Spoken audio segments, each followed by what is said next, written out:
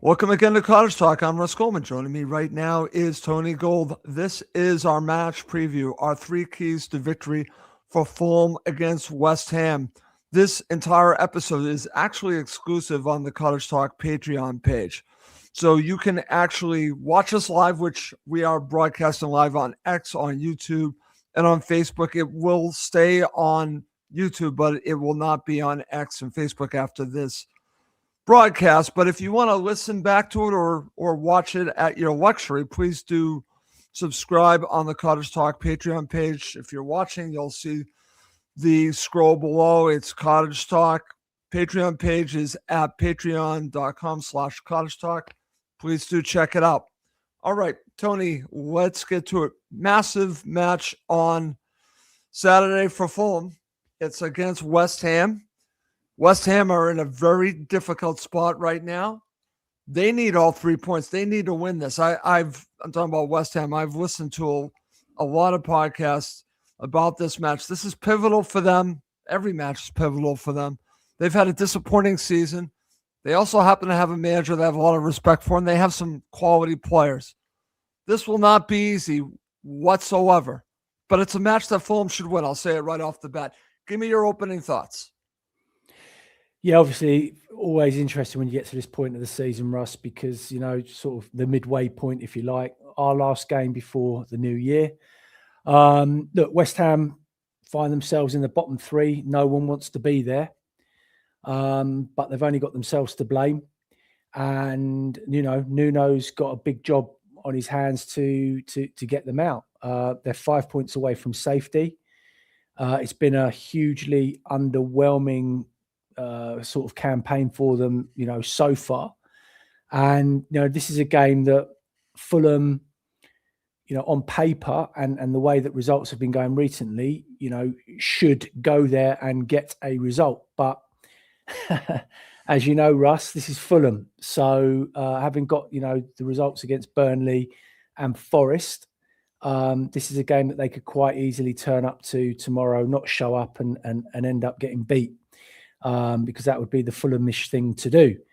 But look, West Ham are not in any great shapes. Last week they let, the week before they let a lead slip away against Villa. Then they got, dealt with by Manchester City.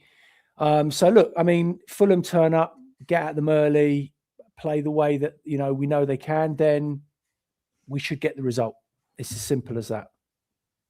I agree with that, Tony. And listen, I certainly understand the fear because I think this is a match Fulham should win, but I thought the same thing last season.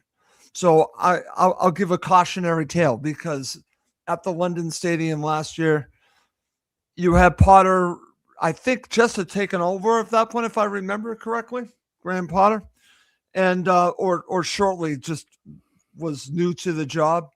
And Fulham made mistake after mistake after mistake. I mean, we're talking really bad errors, Tony. They were creating a good amount of opportunities early on. And then they basically, I'm talking about Fulham, were basically their own undoing in that match. So it's something that I'm concerned about.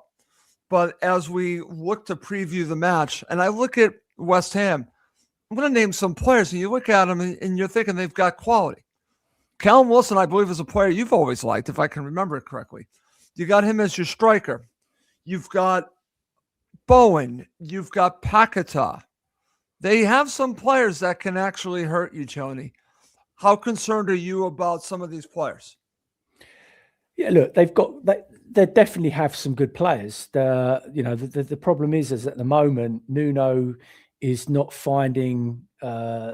He's not able to get a tune out of them at the moment, Russ. And I think more worryingly for West Ham is the fact that, the London Stadium has turned out to be a bit of a hoodoo place for them at the moment because they failed to win 11 of their last 13 Premier League games there.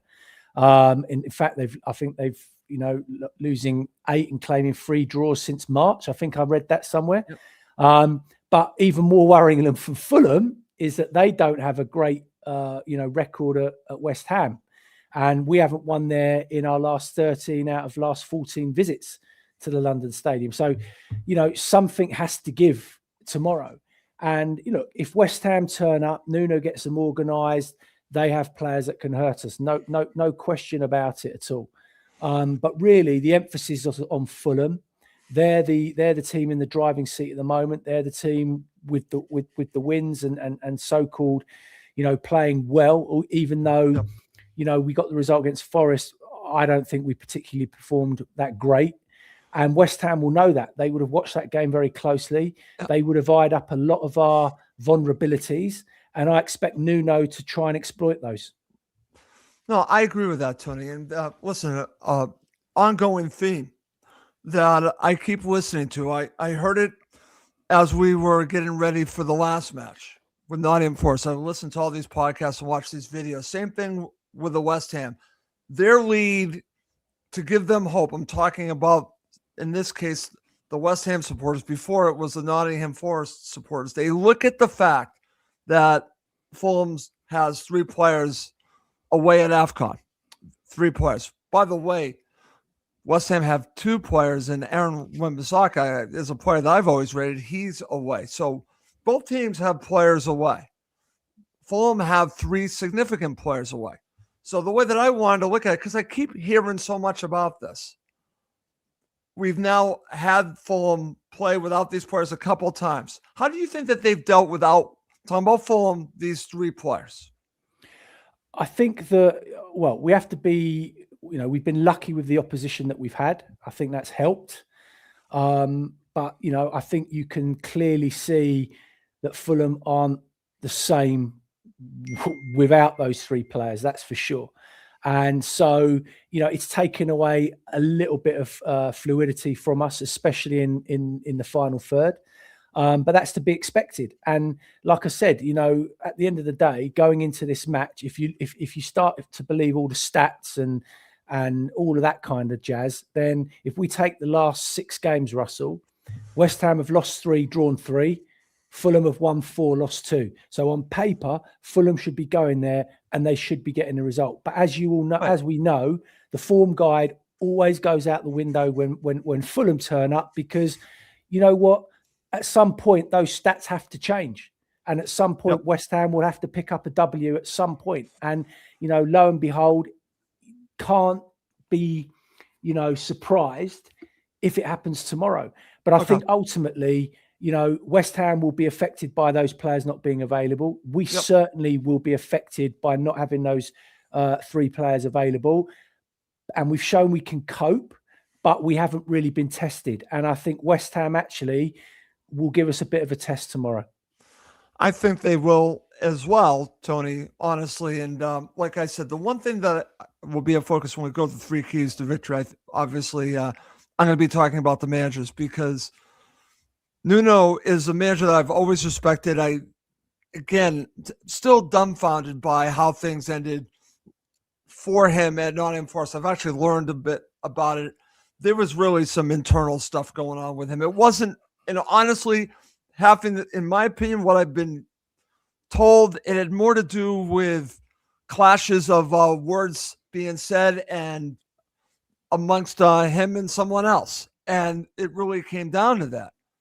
I don't think it had to do with his tactics of everything that he's done. This is the same manager that brought Nottingham Forest to Europe.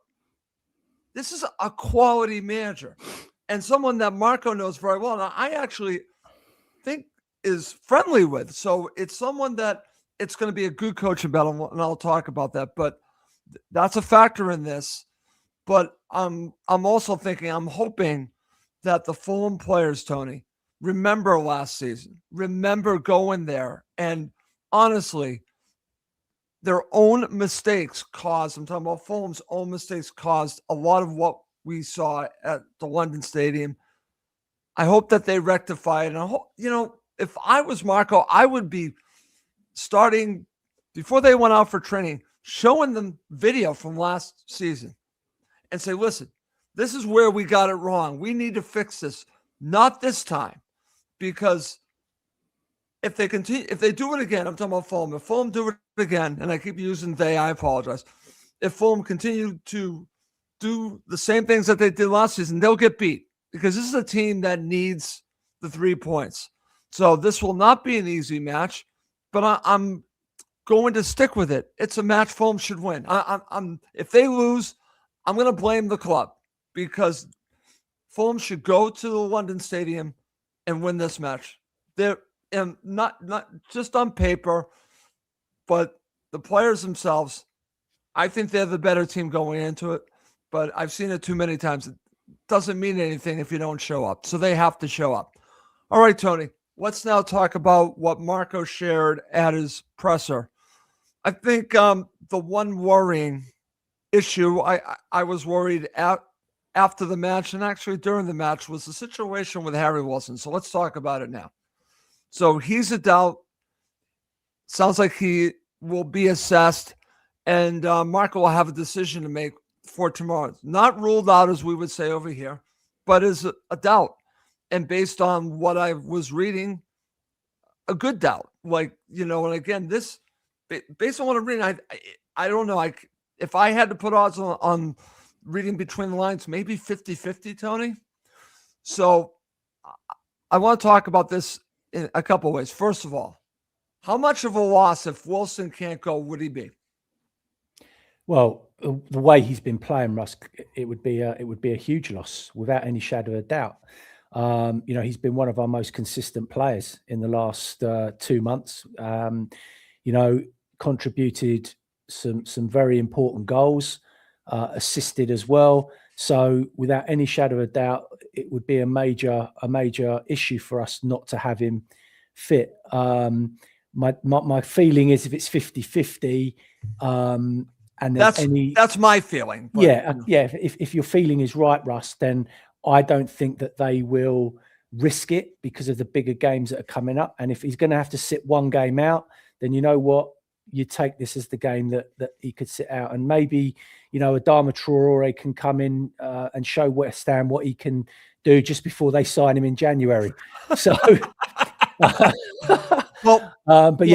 would be a big loss. It would be a big loss for us. Okay, and you actually led me to where I wanted to go next, because Fulham's options right now, Ryan Sessegnon, I believe, is still going to be out along with Rodrigo Muniz. Yeah. So you are limited at the winger, right? Your first thought is absolutely right. You're thinking Adama Traore. I'm going to go in a different direction. Okay, I know where you're going. I know where you're going. Josh King. Yeah. Josh King. Would you consider, if you were Marco, Josh King as a winger? The sensible thing for him to do, given the fact that Traore is so hit and miss, is that I would move Kevin to the right. I'd bring Smith Rowe out to the left, and I'd put Josh King down in the middle. That's what I would probably do, Russ, just for a bit of balance. And you know what, Kevin, I actually agree with Chris on this one. Going off, but I think that ultimately, Chris has never seen me play. That's the problem, Russ. But no, seriously, I think that ultimately, he's limited. But I think the only two ways he can really go if he wants to keep it as Silva does is one of those options, one of those which ways. Yeah, and because, like you said, very limited. If he wanted to go extremely defensive, which I would be against, Tony, I'm going to say this too, and this is another option, and I hope we don't see this option. He could go with Tete and Castagna on the right-hand side. Yeah, which he's been known to do. He could do that. And I got to tell you, if he does that, I will be upset, because there's no reason to be playing that. We're talking about West Ham with two right backs, basically. One as a winger. Come on. But I'm telling you right now, it wouldn't surprise me. No, you're right. It wouldn't surprise me. But, their fullbacks are there to be got. I mean, Walker Peters, right. He's okay. But he's okay. My God, Kevin should be tearing him up tomorrow. It doesn't matter which side, he should be tearing it up tomorrow. Coming up again. And also their midfield is not particularly strong, So we'll have to wait and see, Russ. You just never know. You never know what Marco Silva is going to, do. But if it were me, I would definitely look at playing Josh King down the centre and just moving Smith Rowe out to the wing. See, I would do that too. And if I remember correctly, that's what we saw this summer. We saw Smith Rowe out wide and Josh King in the 10 role. See, that's what I would do.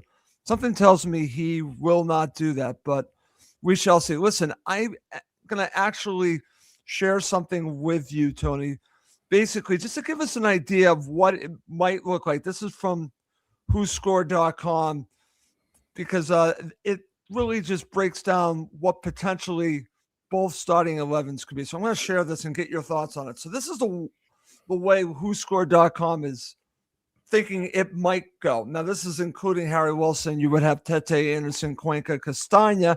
See, I disagree with that. I still think it's Robinson. Their idea is that Robinson won't play 3 matches in a row. I disagree with them on that.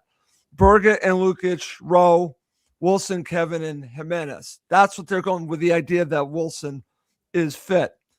This is where it gets interesting. When I look at Somerville, Bowen, Paquetá, and Wilson, that's where I start to think about them. What do you think of that starting 11 that I put on the screen from West Ham? Because on paper it looks okay, but I think Fulham should be able to do damage against them. You mentioned the fullbacks; they should be going at their fullbacks. Yeah, I mean, as I said, Kilman and Walker Peters, if that's how they set up, will be there. I think their 2 centre halves are very poor.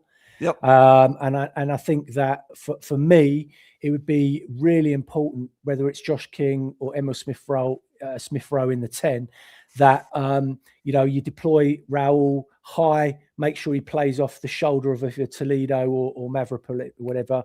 Get him inside that 18-yard box where he can be a threat, and obviously get balls from wide areas from Harry Wilson and from Kevin.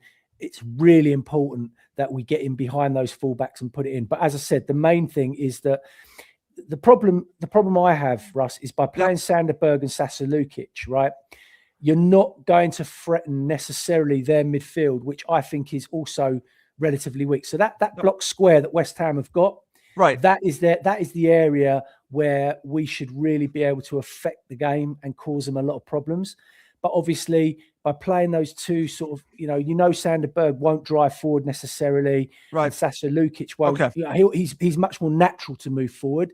But the thing is that you want to be taking the game to West Ham. You do not want to be sitting off.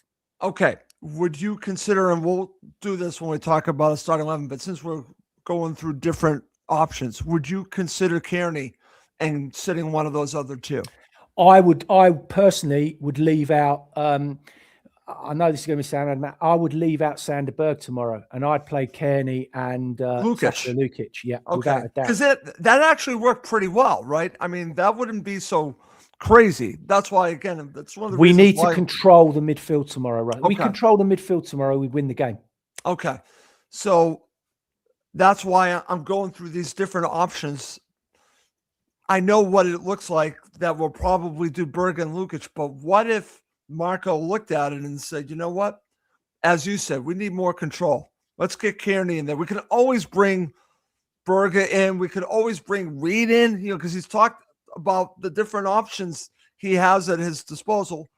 He won't do what we ultimately want him to do, and that's to play King and Smith Rowe in the middle. He's not going to do that. But he might do if Harry Wilson's injured. He might well do it. He might go for it. Okay. We shall see. We shall see. But again, that's what's good about doing this, is that we can really just break down different ways to look at it and different things that Marcos has to be thinking about. Because, like I said, I think that this is a match. If he sets Fulham up correctly, Tony, Fulham should win. Say it right now. This is not a disrespect to West Ham. It's not. It's more to do with Fulham. Fulham should go there with the idea that they can win. I'm talking about Fulham. All right, let's go to 3 keys to victory. Tony, I'll get us going with number 3, and it's going to go back. I've already stated this, so this is not going to be a shocker. You can't have what happened last season. You can't be sloppy at the back. You can't be making wayward passes. You cannot give this team a reason to believe. So defensively, you have to limit your mistakes, and there can't be giving up these easy opportunities for someone like Jared Bowen. Yeah, and funny enough, I was going to say my third key to victory is keeping Jared Bowen quiet. There you go. So if you allow him to get into areas in our defensive third and you allow him to run at us and you allow him the time and space, he's the kind of player that's going to hurt you and cause problems. And it's going to be really, really important tomorrow that Anthony Robinson is bang on his game. And he has to defend very well from that side. And, sometimes they do switch him and what have you. But first, for me, third, the most important thing is to keep Jared Bowen quiet tomorrow. Okay. I'm going to go to number 2. And Tony, you'll appreciate this one. With the same theme, mine really has to do with defensive, okay? It has a lot to do with it because I've seen this too many times. And you will, I think, agree with me on this. I don't know if this is one of your keys, but it's going to be defending set pieces once again. You mentioned that marked improvement in the last match. Well, they have to do it again.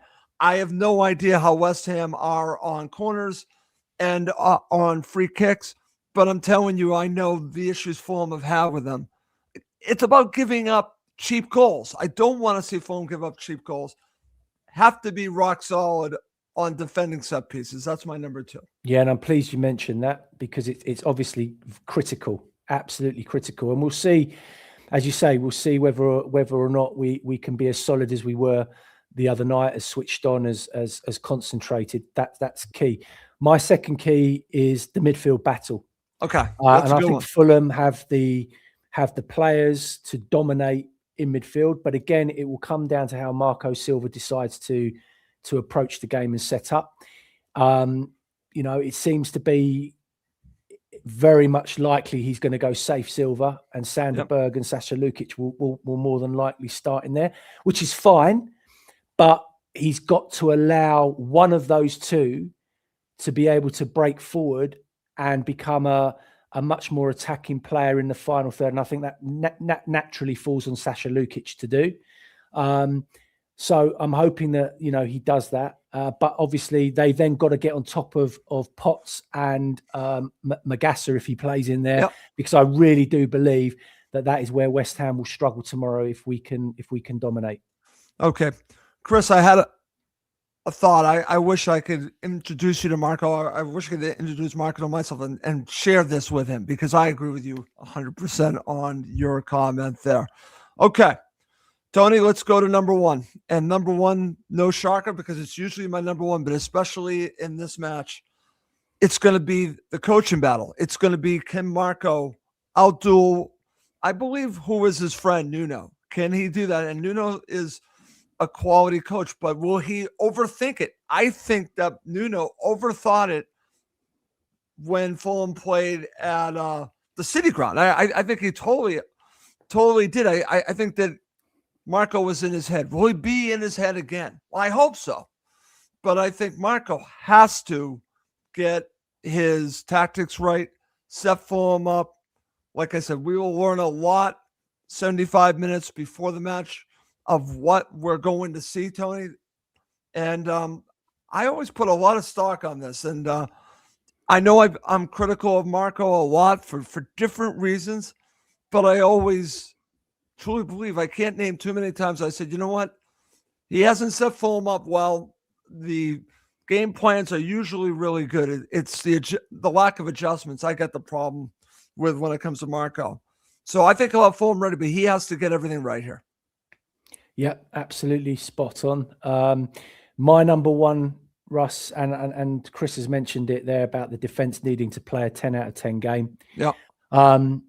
21 goals have been scored in our last 7 meetings between West Ham. 21. That's a lot of goals. And that is one of the reasons why we haven't done particularly well there, is because we concede too many goals against them.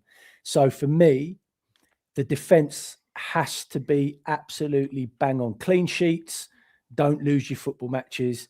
Clean sheets give you an opportunity to win football matches. We have to be super organized. We have to be disciplined. You mentioned it before about not making mistakes, individual mistakes, playing in the right areas, not being sloppy. They have to be absolutely switched on in all areas across the back four tomorrow. And Anderson needs to show those leadership qualities that he showed against Forest the other night. Yeah. I truly believe Cuenca will keep his place and play. But again, don't be surprised if he throws Diop in at some point, because he wants to maybe, a bit more physicality or whatever. But whoever plays in there, I expect them to be absolutely solid. And if Fulham keep a clean sheet, we will get something, from the game. Minimum of a point. Obviously, we want 3. But it's, as I said, history shows that there's always a lot of goals in this fixture. So Fulham have to be defensively sound tomorrow. That's their number one key to victory. Okay. I'm going to throw in another factor into the match. Do you know who the referee is for this? No. Chris Kavanagh. Oh, brilliant. Christmas has come early this year. Oh, it's come early. So let's talk about Kavanagh. Now, I've read a lot of complaints about him in West Ham. We have so many with him.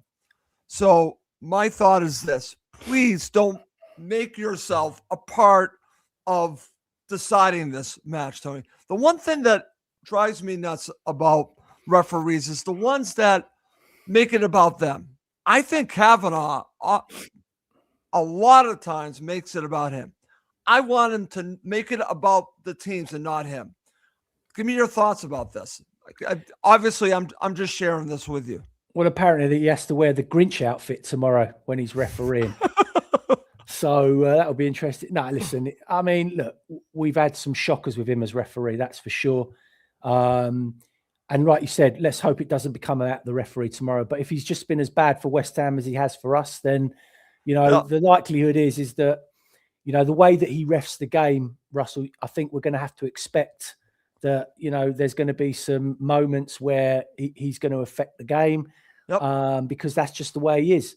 Obviously, VAR, we don't know what, how involved that's going to be tomorrow. So there are a lot of defining factors, obviously. But, we have to set ourselves up, or Marco Silva has to set us up, giving us the best chance to win the game.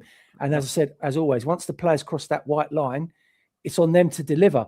And I think, it's really important. Kevin has got a really good opportunity tomorrow to really show what he's about, Russ. I really believe that. I think that he's not going to come up against 2 more average fullbacks in the league. It's a nice open stadium. He's got a real opportunity tomorrow to shine. And if he can bring what we've seen in A game, then do you know what? It gives us a really, really good chance. Yep. Plenty of room to roam. He'll have that, right? And again, I believe I think Marco might have talked a little bit about this on his presser today, talking about Kevin. He was asked about Kevin. And so I think this is a wonderful opportunity. Like you and I talked about, I think the situation, believe it or not, and I think this is brought up in his presser, the penalty might actually be not that he scored a goal, but that he was involved in that might be something that he could use for confidence. I know that sounds strange, but I think this is a wonderful opportunity for him. We keep saying that. I just have a feeling if he scores a goal, that it might just change everything for him. I could be wrong, but this guy is, I think he's one of these players that needs a goal, that actually just needs a goal and can then just relax. I think, in my opinion, Tony, what I've watched, I think he's trying too hard. Yeah, naturally, and you'd expect that. Look, he had a lot of good moments the other night against Nottingham Forest. He had a lot of good moments, but he also had a lot of moments where, there is room for improvement. That there is obviously areas he gets into where he needs to be a little bit more direct. And, he needs to challenge his thought process in those situations. But, he's still young, he's still learning. And it's on the backroom staff and Marco Silva to keep encouraging him to be positive. Yeah. And ultimately, that's all you can do with a player like that, Russell, is continue to tell him to be positive, to be selfish, to get into those, when he gets into those situations, to go and express himself. But obviously, you want end product. And at the moment, he's just lacking that little bit of self-belief and that little bit of end product. But you know what? As you said, it might be a goal, it might be another moment, it might be anything that just triggers it. and suddenly, he hits a crest of a wave. So, as I said, it's all about patience. And tomorrow, I think, is a really good opportunity for him to go out there and show what he's about.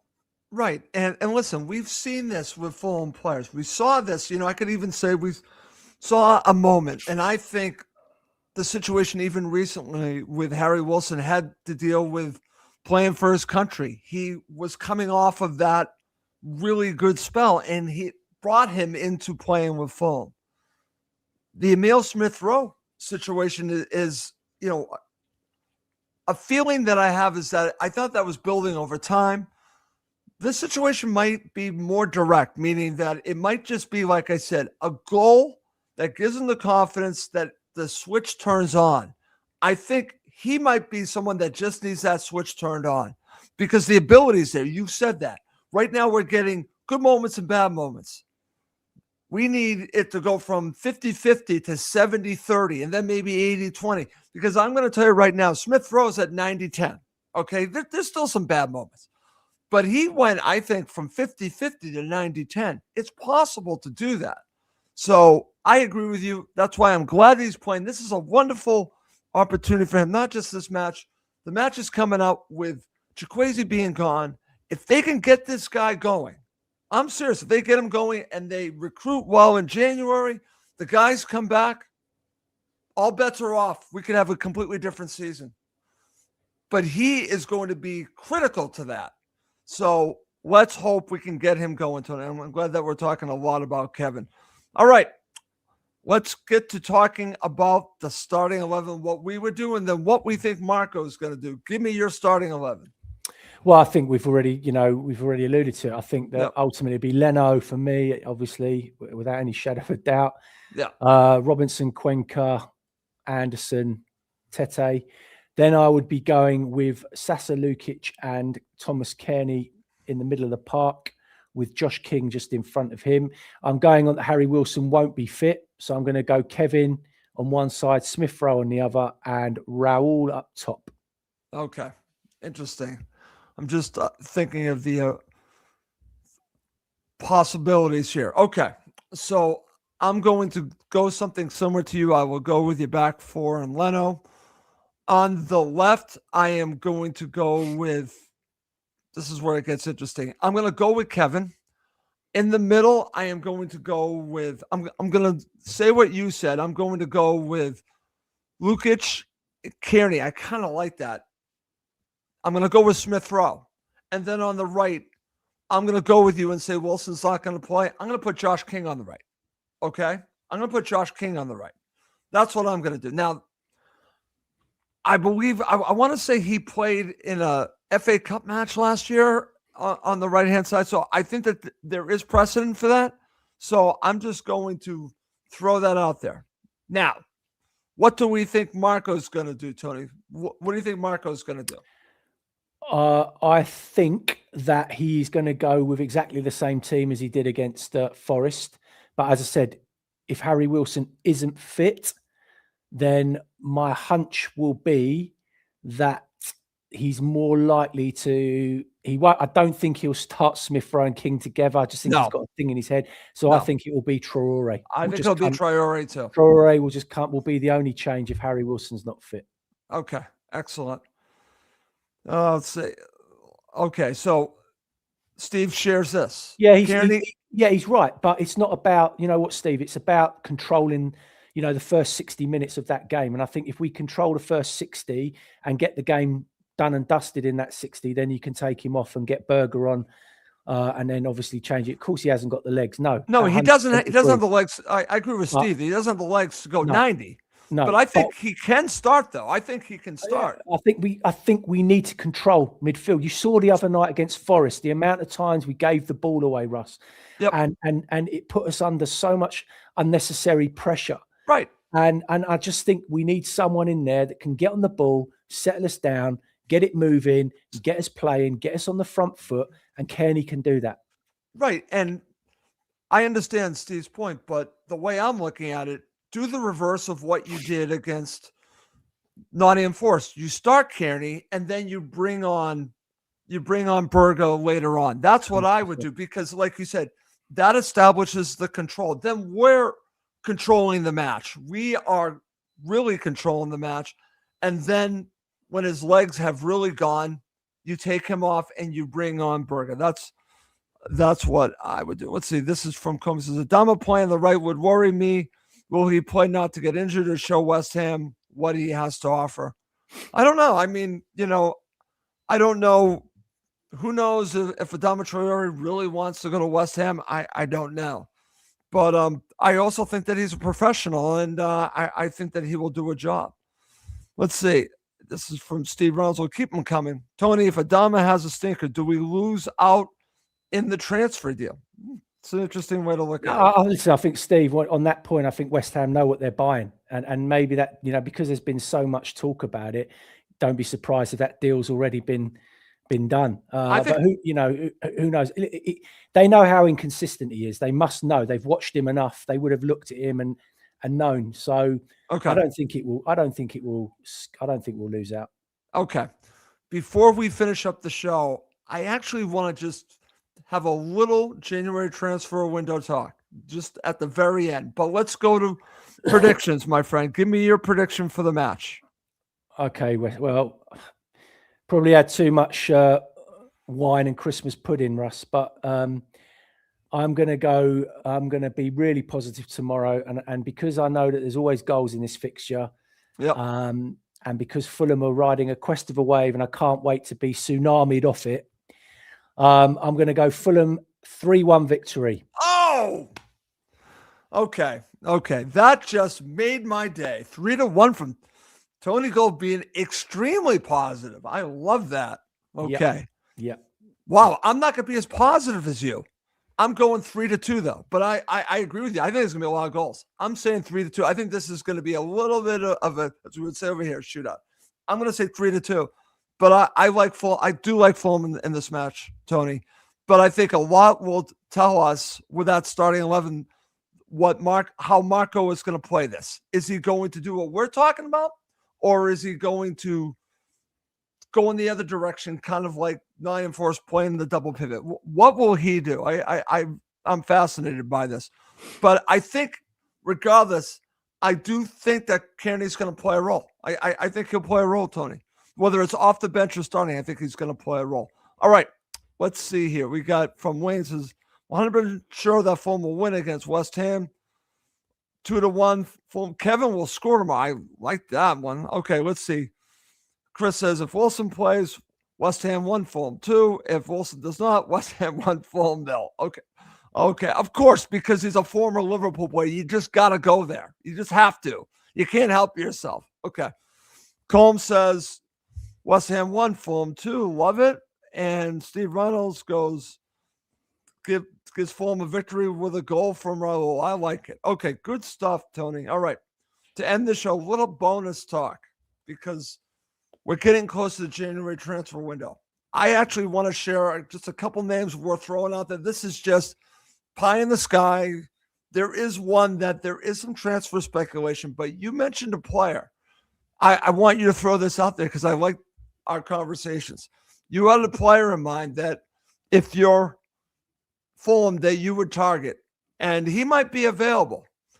Share the player. There's no speculation on this. This is just your thinking. Like, this is a player I would be targeting. Name the player. Brennan Johnson. I love that shout. Okay. Now, there's no speculation. You're just mentioned. Now, explain why you would want a player like Brennan Johnson. I know why, but just share it to the audience. There are a number of reasons, Russ. I think that, first of all, obviously this is in mind with Traore leaving and going to West Ham. I think there is obviously a situation and a position available there. Brennan Johnson is still a very, young player, also still developing, still learning. Tottenham, unfortunately, are notorious for, not ruining players, but not getting the best out of players. And I'm talking about the Brennan Johnson that was playing for Nottingham Forest before he signed for Tottenham. He was excellent. Right? I believe that I believe he's got a great football brain. He's got a lot of ability. He's a very good footballer. He's technically sound. And I think under someone like Marco Silva, he would be a fantastic addition to the group that we've got. And I think he would bring a lot of qualities that we don't necessarily have. So he's someone that I would be really, really, really interested in getting hold of. Definitely. Okay. Now, I've seen this one. I'm not for this. I even saw this today, Raheem Sterling. We'll not go there, but pens will go up. Don't ruin my Christmas, please. Okay. Sorry, Steve. I have to get rid of that because I don't want to go there either, okay? But that was meant. I saw that today. So this is from, I'll just share this with definitely Tate Johnson rather than the rumored Raheem Sterling. And I agree with that. Okay. So there was a piece of speculation I saw earlier today, Tony, that actually excited me. Now, there are layers to this because it would involve Man City getting Semenyo. Okay, because there's talk about them trying to get Semenyo. If they got Semenyo. And Chelsea. Right. But if he went to Man City, if Man City were able to land him, then Man City would have players that they would have to offload. And there's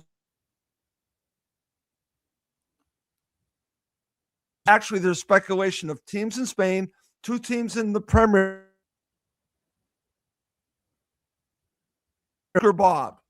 Oscar Bob is a player I've always liked at Man City. Always liked a player very similar to the I don't even want to say. I almost said Raheem Sterling by accident. No, Emile Smith-Rowe with Arsenal. It's a similar situation, maybe not to that level with Arsenal, but Oscar Bob is a player that I think has not even come close to reaching his potential. Oscar Bob, Tony, what are your thoughts? Yeah, I'm a big admirer of his as well. And I think actually he's gone a little bit backwards because of the lack of football that he's been able to get at Manchester City. I'm not sure he would see Fulham as a career stepping, move for him in the right direction. Obviously, I don't know what his wages are. I don't either. He again, a very good player. Not sure how he would fit into our system that Marco Silva plays. But look, at the moment, we need to bolster the squad. That's and right. Ultimately, I think you're right, Russ. I think someone like that, again, technically good, keeps the ball well, has got a very good football brain. I think he would add a lot of quality to the group. I think that's a good shout. I think the other one that I'd, and this is going to really divide probably everyone watching and everything else. We are desperate for a striker, right? What anybody says, we are desperate for a striker. Now, there are 2 strikers out there at the moment. Obviously, one is probably a little bit far-fetched, but the other I think is, doable. And 2 players that I think we should definitely be thinking about, and forget about the history and all of that nonsense. At the end of the day, we need a forward in this team to catapult us forward, to take us to the next level. We need to find a striker. My first one would be Strand Larsen at Wolves. Yep, you've said that to me. I think he's playing in a side that's basically relegated now. I would definitely be sniffing around him and looking at him. But the other one, Russ, is Ivan Toney. Oh, okay. Well, that's the one that would divide people. No question about that, Tony. It makes sense. It absolutely makes sense. So if you have an open mind and you can get past all of the gambling issues, which is significant, right? If you still have to deal with the fact that he played for Brentford. Honestly, I can get beyond that. I'm just concerned about the past, but the way that I look at it, quality player, Tony, and everyone deserves a second chance. I would agree with you on that. He would score goals in this football team. He would score goals in this team with the service that he would get. He would make such a difference to us on the front line. Okay. And also, he can take penalties as well, Russell. We'd have the 2 best penalty takers in the Premier League. Oh, what about Pereira? I'm just kidding. I don't want to go back there. Let's see. So basically, she says Tony's a no-go due to HMRC tax laws. I don't know. Okay, he knows more about that than me. Yeah, I don't know. But I will mention one other name that there's been speculation on, renewed speculation. I don't see this happening, but I will tell you, Tony, that as someone that has watched this player play, even at his time at FC Dallas, I thought back then that he was a Premier League level striker. And I know he's an American, but Ricardo Pepe's the real deal. Ricardo Pepe playing for PSV Eindhoven is scoring goals for fun. Now we know what league it's in, but he's also, I believe, playing in the Champions League.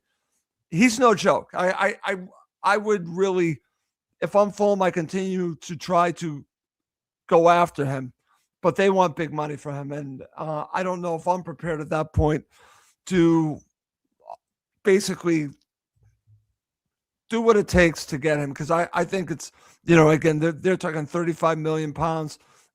That might be Fulham's offer, or euros, and honestly, I think Eindhoven would want more than that, and I'm not willing to do that at this point. But he's 22 years old.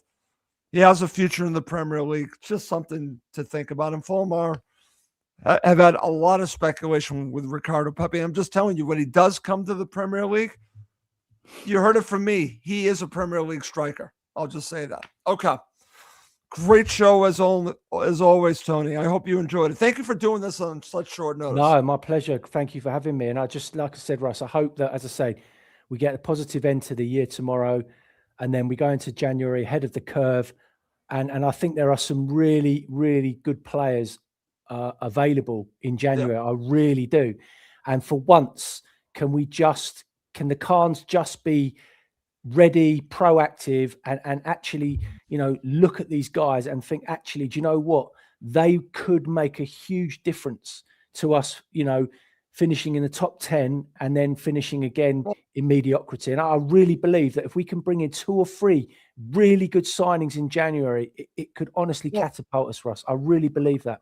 I agree with you. And here's the thing, and I'm just as you're saying this, I'm thinking out loud to myself, how much does this West Ham match affect what they're going to do in January? Meaning, they win the West Ham match, they're not getting relegated. Okay, they're not. I'm talking about they're not getting in a relegation battle. I truly believe. If they lose it, it's only 7 points. Is that enough of a swing, Tony, that might have them pause to doing something like this? Because if they win, Tony, you should be all in. You should be all in. I mean, I'm all in anyways. I'm talking about from their perspective. I think the swing is you've got to look at our fixtures after the West Ham game. That there are some really tough games there. So 7 points, actually, with the fixtures that we've got coming up, it's not really that big. And we could get sucked back into it very, very quickly.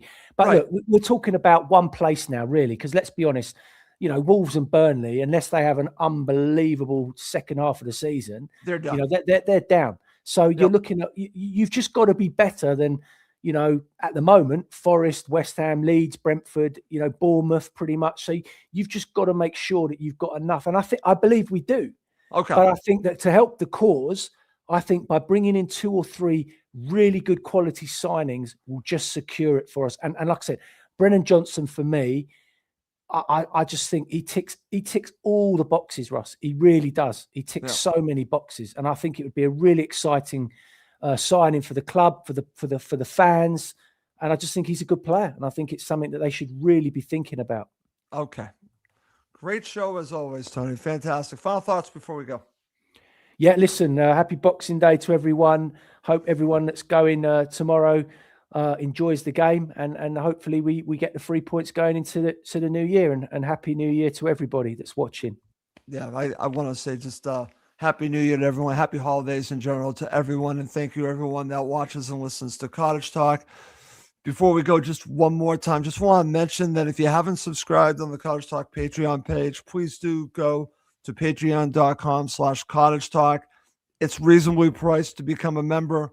This episode will be there as a podcast. It's easy to enable to all of your other podcast apps. It's very easy to do. I do it. That's how I listen back to the show.